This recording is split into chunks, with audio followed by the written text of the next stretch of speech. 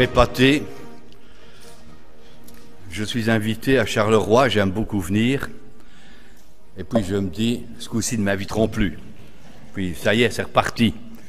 Vous avez raison, il n'y a pas de repos pour le méchant. Alors, on va ouvrir notre Bible, si vous êtes d'accord, ce matin. Et nous allons prendre un texte du livre du prophète Ésaïe. Ésaïe 28. Et quand nous regardons Ésaïe 28, nous avons une parabole. Il y a des paraboles dans l'Ancien Testament. Et peut-être qu'avant d'ouvrir, je voudrais dire que je ne m'adresse pas à tout le monde ce matin. Je m'adresse à un frère, à une sœur qui passe par des moments difficiles. Oh, il fait beau, ce sont les vacances, mais il y a peut-être une souffrance dans votre cœur. Et vous vous demandez pourquoi. Vous passez par une série de tribulations. Bien sûr, on peut toujours dire, quand il y a des moments difficiles, des moments d'épreuve, est-ce que ce n'est pas le Seigneur qui est en train de nous châtier? Alors on s'examine, on fait le point. Et peut-être que ce qui nous arrive, c'est une conséquence de notre désobéissance. La Bible dit que si nous confessons nos péchés, il est fidèle et juste pour nous pardonner, pour nous purifier de toute iniquité. Le sang de Jésus nous purifie de tout péché. Alors on vient à la croix, on demande pardon, on abandonne son péché, on se relève et on va de l'avant. Mais il se pourrait que ce qui vous arrive n'est pas le résultat d'un péché. Vous êtes comme David en disant « Seigneur, tu peux me chercher, tu peux chercher, mais tu ne trouveras rien. » Et on ne passe pas sa vie à faire de l'introspection en disant « Qu'est-ce que j'ai encore fait? Qu'est-ce que j'ai encore fait ?» Non, la souffrance est là, l'épreuve est là. Est-ce que Dieu n'a pas quelque chose à nous dire dans ces moments? Alors on va prendre notre texte. Ésaïe, si vous le voulez bien, le chapitre 28. On va prendre les versets 23 jusqu'à 29. 23, 29. Prêtez l'oreille, écoutez ma voix, soyez attentifs et écoutez ma parole. Celui qui laboure pour semer, laboure-t-il toujours? Ouvre-t-il et brise-t-il toujours son terrain? N'est-ce pas après en avoir aplani la surface qu'il répand de la nigelle et sème du cumin, qu'il met le froment par rangées, l'orge à une place marquée et l'épeautre sur les bords? Son Dieu lui a enseigné la marche à suivre, il lui a donné ses instructions. On ne foule pas la nigelle avec un traîneau, et la roue du chariot ne passe pas sur le cumin, mais on bat la nigelle avec le bâton et le cumin avec la verge. On bat le blé, mais on ne le bat pas toujours. On y pousse la roue du chariot et les chevaux, mais on ne l'écrase pas. Cela aussi vient de l'Éternel des armées. Admirable est son conseil et grande est sa sagesse. Une petite histoire que nous pourrions appeler la parabole de l'agriculteur. Une histoire que Ésaïe raconte entre des messages qui sont des messages d'avertissement, de jugement, de punition, parce que le peuple s'est détourné de Dieu. Et puis il y a des moments clairs, des moments réjouissants, des moments de consolation, des moments d'espérance. Qui n'a jamais lu Ésaïe 53? Fabuleux ce texte, n'est-ce pas? Qui a fait dire que c'était le 5e évangile. Quand on pense à ce que Ésaïe a apporté, quelqu'un a dit, Ésaïe, c'est le prince des prophètes. Et c'est vrai, relire le livre d'Ésaïe, c'est retrouver une force, un dynamisme extraordinaire. Et ici, il s'adresse à des gens qui connaissaient le travail de la terre. En Israël, au temps d'Ésaïe, on travaillait la terre. L'image est connue, l'image est familière. Il va parler d'un agriculteur qui travaille dans son champ. Automatiquement, ça devait frapper les auditeurs. Jésus va faire la même chose. Souvenez-vous, toutes les paraboles qu'il va donner, où il va prendre la vie courante. La parabole du semeur, par exemple, celle du bon blé, de l'ivraie. Il va dire, regardez les oiseaux du ciel, les fleurs des champs. Il va parler du cep, il va parler de la vigne, il va parler du grain de sénévé. Toutes ces images qui sont là, qui étaient familières. Aujourd'hui, cette parabole d'Ésaïe, elle ne conviendrait peut-être plus à tout le monde. Pourquoi ? Parce que quand vous regardez dans des grandes villes, où il y a 2-3 millions d'habitants, les gens ne savent pas ce que c'est qu'un agriculteur. Vous imaginez que dans certaines villes d'Europe, des grandes villes, Paris, il y a des enfants qui n'ont jamais vu un lapin. Tout ce qu'ils savent d'un poulet, c'est le morceau de poulet qu'on met sur leur assiette. Ils n'ont jamais vu un poulet vivant. Je crois que s'il fallait retirer une première leçon, je dirais qu'il est utile de prendre les histoires de la vie courante comme parabole. C'est bien parce que Dieu nous parle d'une manière ou d'une autre. Il peut aussi nous parler. Je crois que je me suis imaginé que si Jésus devait parler aujourd'hui, au lieu de prendre la parabole de l'agriculteur, à des gens comme vous et moi, il parlerait de MP3. Il parlerait de la technologie. Il parlerait des choses modernes, des choses de notre temps, de notre époque. Et nous devons peut-être réapprendre à retirer des leçons de la vie. Retirer les leçons, la vie de tous les jours. Tiens, est-ce que Dieu n'a pas quelque chose à m'apprendre au travers de ce que nous vivons, de ce que nous connaissons? Non, ce n'est qu'une simple réflexion. Mais cette réflexion, elle va aller plus loin parce que quand je regarde mon texte, je me dis, tiens, nous avons là quelque chose qui s'adresse à des hommes, à des femmes qui souffrent. Et cette parabole de l'agriculteur, nous pouvons la diviser d'une manière très schématique en 3 phases. Regardez un agriculteur au travail. Qu'est-ce qu'il va faire? Il va commencer par labourer son champ. C'est sa première étape. Et ensuite, il va semer. Et enfin, il va récolter. Vous avez 3 étapes toutes simples. Le labourage, semer, récolter. Et nos épreuves, elles sont souvent comparables au labourage. Quand l'agriculteur va commencer, il va commencer avec son tracteur, il va passer avec le soc et il va passer sur le terrain.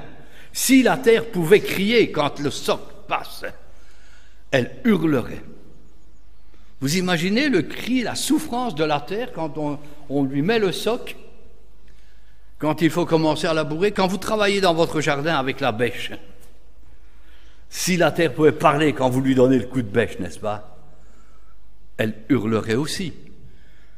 Et avec notre sadisme, non seulement nous allons bêcher, mais nous allons passer avec le râteau, toutes ces dents qui vont là, pour nettoyer le terrain. Le laboureur, il va passer avec sa herse. Il va briser la terre. Il va vraiment casser les mottes. Il va enlever les pierres. Il va faire un travail qui est douloureux pour la terre. Un travail qui est difficile. Ce n'est pas par caprice que Dieu permet que nous connaissions ces moments. C'est quand même étonnant quand je pense à un agriculteur et qu'il regarde ce qu'il va faire de son terrain. Qui est-ce qui lui a enseigné? Qui est-ce qui lui a enseigné comment il devait labourer? Quel soc il devait en prendre selon la dureté de la terre? Parce qu'il y a des terres qui sont beaucoup plus molles, plus malléables que d'autres. Et l'agriculteur va travailler en fonction du terrain qu'il veut travailler. Mais mon texte dit ceci: prêtez l'oreille, écoutez. Celui qui laboure pour semer, laboure-t-il toujours? Imaginez le laboureur qui est en train de travailler dans son champ. Il est passé avec le soc, il a bien labouré, son terrain est propre, retourné, et le lendemain, il va recommencer avec sa terre, il va recommencer avec son soc. Et le surlendemain, il va encore le faire. Vous allez dire, il a un problème, cet agriculteur. On le fait une fois, et puis c'est tout. Si vous bêchez votre jardin, vous allez le bêcher un jour. Et le lendemain, vous n'allez pas encore rebêcher, et le jour d'après, encore rebêcher. Vous le faites une fois. Quand c'est fini, c'est fini. Quand Dieu travaille, quand Dieu laboure, quand il travaille dans nos vies, dans nos cœurs, ce n'est pas par caprice, ce n'est pas simplement par fantaisie, par sadisme. Il va le faire, mais quand il a terminé de le faire, il arrête. Il frappe, mais il frappe juste ce qu'il faut. Il y a une sagesse dans le savoir-faire du laboureur. Il y a une sagesse dans le savoir-faire de notre Dieu quand il nous laboure, quand il nous travaille. Et si le Seigneur est en train de vous labourer, souvenez-vous de cette réflexion d'une femme, une chrétienne, une vieille chrétienne, une certaine Madame Rutherford. Elle n'est pas la seule, mais elle était accablée, elle était éprouvée, et des chrétiens sont venus pour la plaindre. Et elle a eu cette réflexion extraordinaire. Laissez Dieu labourer, il a une moisson en vue. Laissez Dieu labourer, il a une moisson en vue. Et si vous passez par en ce moment, par des épreuves, si vous avez l'impression que Dieu travaille votre cœur, s'il est en train de labourer, laissez Dieu labourer. Il a une moisson en vue, mais il ne laboure pas toujours. Il y a un temps, c'est fini, il arrête. Il y a un temps où c'est stop. Souvenez-vous du peuple d'Israël. Le peuple d'Israël a été labouré pendant des années en Égypte, jusqu'au moment où il a été prêt. Pas un jour de plus, c'est fini, c'est la libération, c'est parti. Il y a une discipline qui précède la bénédiction. Il y a un travail dur que Dieu fait dans nos vies, mais qui va aboutir à quelque chose. Laissez Dieu labourer, il a une moisson en vue. Et quand le laboureur a tout labouré son terrain, quand il a passé la herse, qu'est-ce qu'il va faire? Il va semer. Il ne va pas labourer comme ça, sans raison, il va semer. Et c'est intéressant, qui est-ce qui a enseigné à l'agriculteur la semence qu'il devait mettre? Le moment où il devait semer. Quelle semence il devait mettre? Qui lui a enseigné tout cela? On va dire, mais c'est son père. Et son père, d'où est-ce qu'il le tient? Du grand-père et du grand-père. Et nous allons remonter à Adam. Qui est-ce qui a enseigné tout cela à l'agriculteur? La Bible dit, c'est Dieu. Son Dieu lui a enseigné la marche à suivre. Il lui a donné les instructions. Ésaïe 28, 26. Et cela aussi vient de l'Éternel, admirable est son conseil et grande est sa sagesse. Ça vient de Dieu. Avec sagesse, avec conseil, il a enseigné à l'agriculteur la marche à suivre. À combien plus forte raison, ce Dieu sait ce qu'il doit employer dans nos vies. Il sait le pourquoi, il sait le comment, mais il sait aussi la semence qu'il faut mettre. Vous parlez avec un agriculteur, il va vous dire, ben là je vais mettre du blé, là je vais mettre de l'orge, en fonction de ce qu'il a travaillé l'année dernière, en fonction de la nature du terrain, en fonction de ce qu'il veut récolter, il va semer ce qui convient. Et nous faisons la même chose si nous avons un petit coin de jardin, n'est-ce pas? Nous allons bêcher, nous allons mettre des choses, nous allons mettre des légumes, nous allons mettre de la semence pour récolter quelque chose. Et remarquez la sagesse de l'agriculteur. Imaginez qu'il ait décidé de faire, tiens, il va se faire un champ de pommes de terre. Formidable. Et puis il va mettre peut-être un petit peu de thym, un peu de cerfeuil, un peu de persil. Imaginez qu'il ne mette qu'une rangée de pommes de terre et que tout le restant, il mette du thym. On va dire, non. Il va utiliser tout son terrain pour mettre les pommes de terre et des petits coins pour mettre des choses secondaires. Il va utiliser avec sagesse, il va utiliser tout le terrain, mais il va l'utiliser d'une manière utile, sage, réfléchie. Quand Dieu veut nous travailler, quand il veut semer, il ne veut pas gaspiller sa semence. Il veut semer dans nos vies et il veut semer en fonction du terrain, de ce qu'il veut recevoir, de ce qu'il veut moissonner. Il veut travailler dans nos vies et dans nos cœurs en apportant la semence qui sera la meilleure pour le terrain que vous et moi nous sommes. Dieu travaille et Dieu sème. Et Dieu va introduire une semence. Il ne va pas l'acheter comme ça au petit bonheur. Il va agir avec sagesse, il va mettre ses lignes. C'est quand même étonnant quand on regarde les champs. Prenez l'habitude de regarder les champs. Vous voyez, c'est bien en ligne, c'est bien travaillé. Les moindres coins sont exploités avec ceci, avec cela. Mais il y a une sagesse. Il y a des semences qui sont plus favorables que d'autres. Dieu ne gaspille rien. Et Dieu sait ce qui va lui donner le mieux. Si Dieu travaille dans ton cœur, mon frère, si Dieu travaille dans ton cœur, ma sœur, s'il travaille ta vie, il a une moisson en vue. Il a raboté, il a travaillé. Il est passé pour semer. Et il faut que ton cœur soit maintenant prêt à recevoir cette parole, à recevoir cette semence qu'il va donner, qu'il va jeter dans ton cœur, peut-être au travers d'une étude, peut-être au travers de ta vie personnelle, de ta relation personnelle, peut-être au travers des circonstances, peut-être au travers du message d'un frère, d'une sœur. Il va utiliser les moindres parcelles de ton terrain, du terrain de ton cœur, pour amener une moisson, pour avoir une récolte.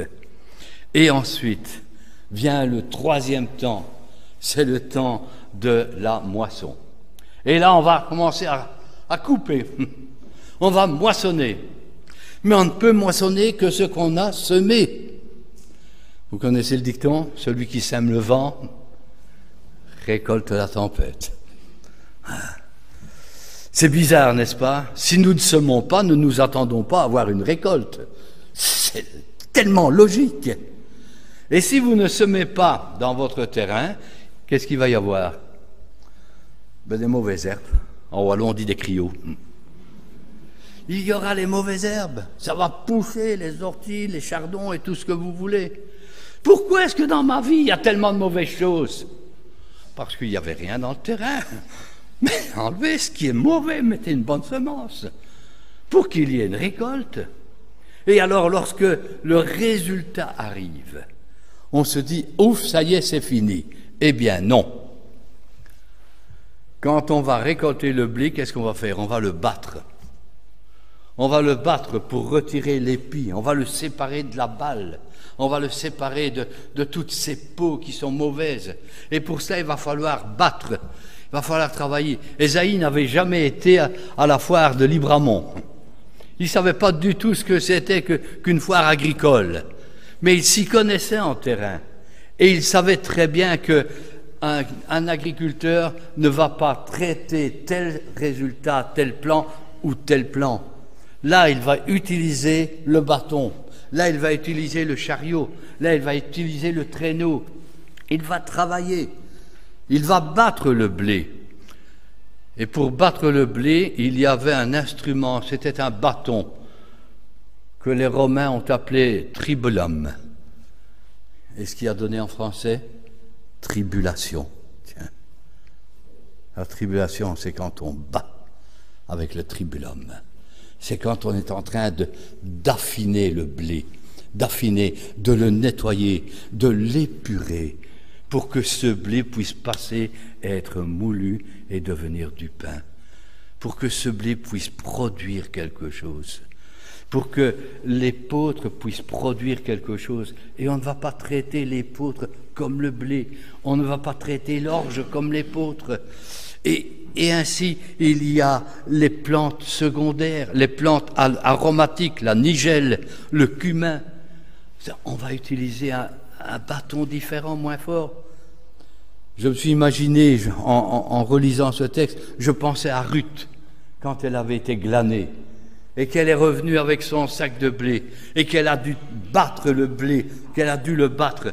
J'ai l'impression qu'elle devait avoir ses mains en sang, cette femme. C'était dur.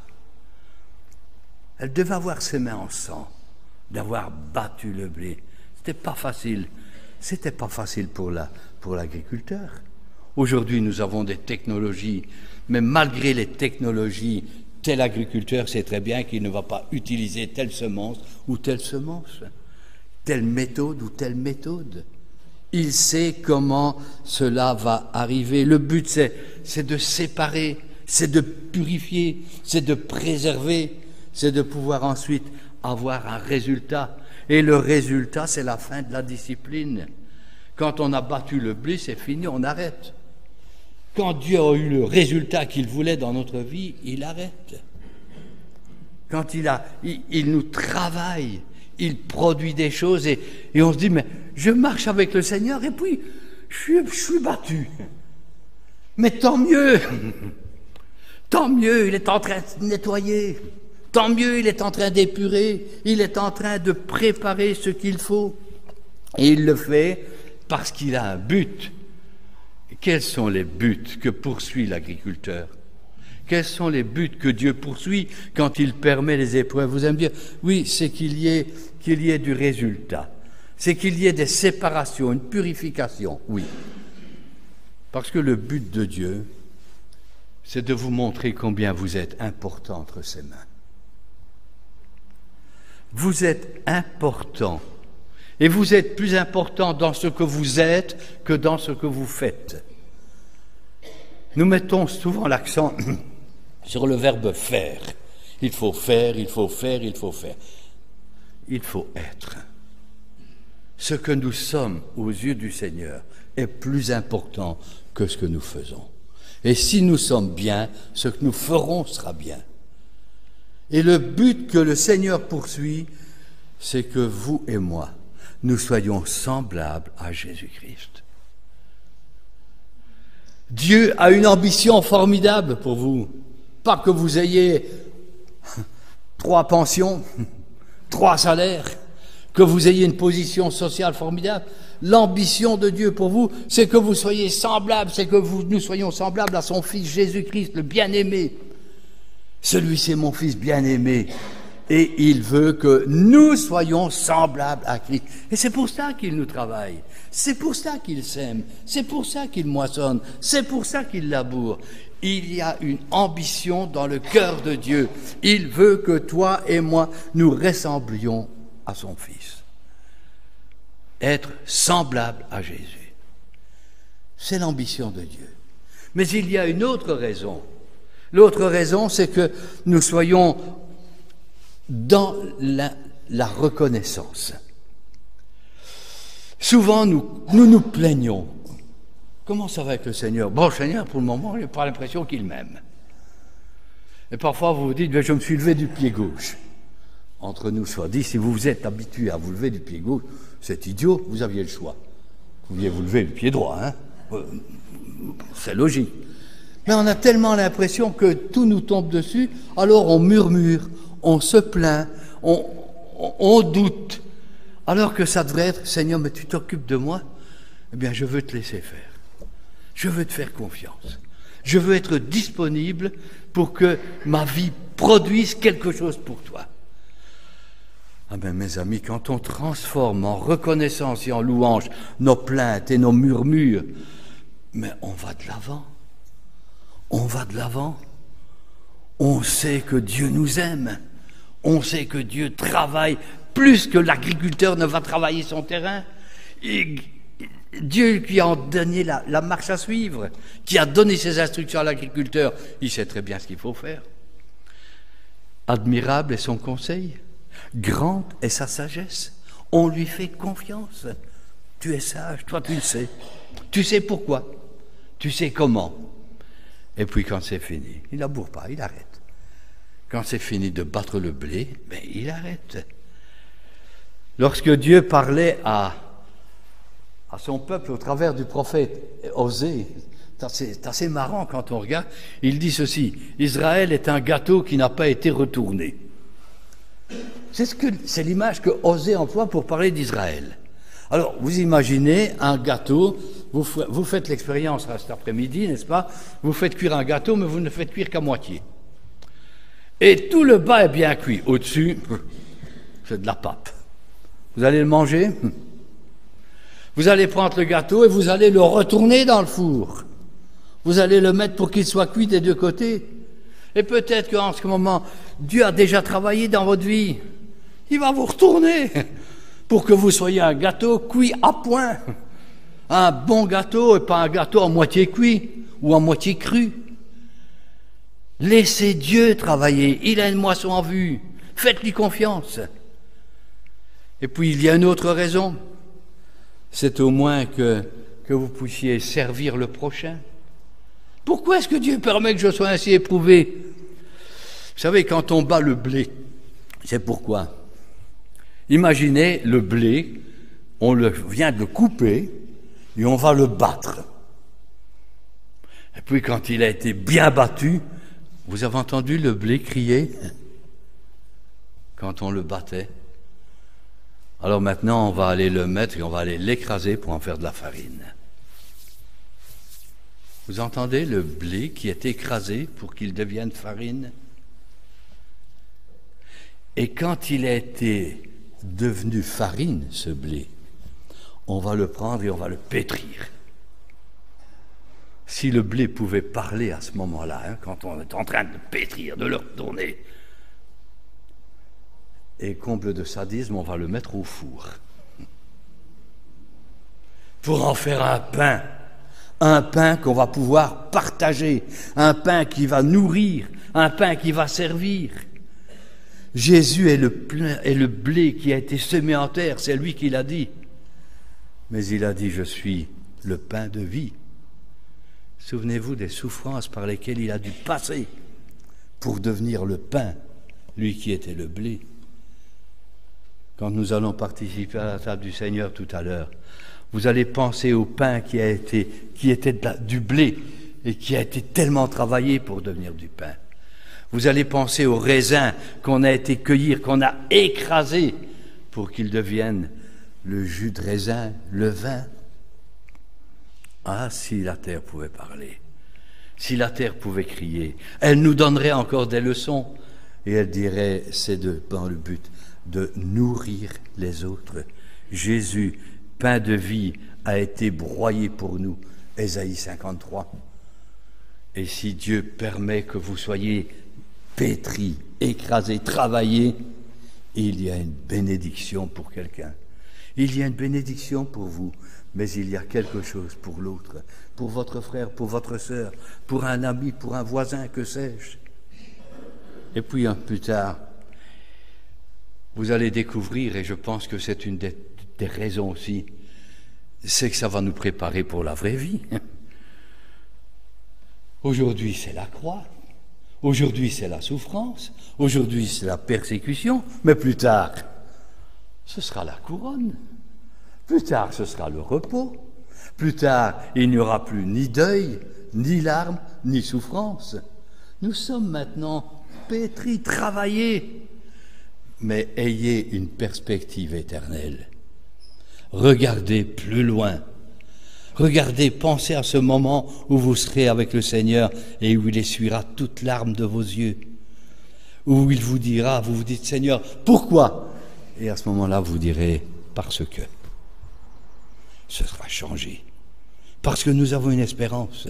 Et parce que nous voulons faire confiance à notre Père Céleste qui sait exactement ce que nous sommes et ce qu'il veut faire de vous et de moi. Alors il se pourrait que vous soyez dans l'épreuve. J'aimerais vous dire simplement, celui qui laboure pour semer, laboure-t-il toujours? On bat le blé, mais on ne bat pas toujours. Faites confiance à ce Dieu qui vous aime et qui vous prépare pour l'éternité. Nous prions. Seigneur, nous sommes parfois bien éprouvés et nous te demandons de nous pardonner pour nos doutes, pour nos murmures, pour nos manquements, alors que tu agis dans nos vies avec un but, que tu sais ce que tu fais. Apprends-nous, apprends-moi la confiance, apprends-moi la disponibilité devant toi. Seigneur, nous avons dit que nos vies t'appartenaient, que tu en faisais ce que tu voulais. Et si tu as une moisson en vue, nous te bénissons, nous te rendons gloire. Nous te renouvelons notre disponibilité, notre confiance ce matin, dans le nom de Jésus.